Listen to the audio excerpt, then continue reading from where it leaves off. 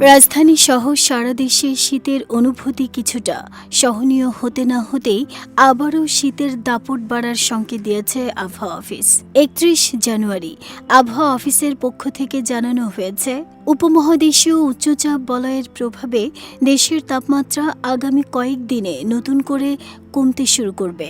বিশেষ করে রাতের দিকে শীতের অনুভূতি ক্রমেই তীব্র হওয়ার সম্ভাবনা রয়েছে। বর্তমানে উচ্চচাপ বলয়ের বর্ধিতাংশ পশ্চিমবঙ্গ ও এর আশপাশের এলাকায় অবস্থান করছে, যা দেশের উত্তরাঞ্চল ও নদী অববাহিকায় শীতের তীব্রতাকে পুনরায় উস্কে দিচ্ছে।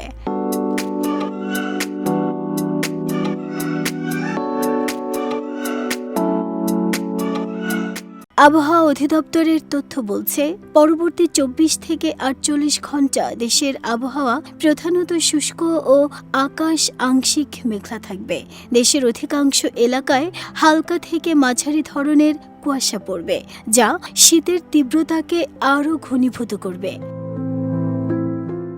সবচেয়ে আশঙ্কার কথা হলো, পরবর্তী ৫ দিনের বর্ধিত পূর্বাভাসে রাত এবং দিনের তাপমাত্রা উভয়ই উল্লেখযোগ্য হারে কমার ইঙ্গিত দেওয়া হয়েছে। এর ফলে ফেব্রুয়ারি মাসের শুরুতেই দেশজুড়ে শৈত্যপ্রবাহের মতো পরিস্থিতির সৃষ্টি হতে পারে।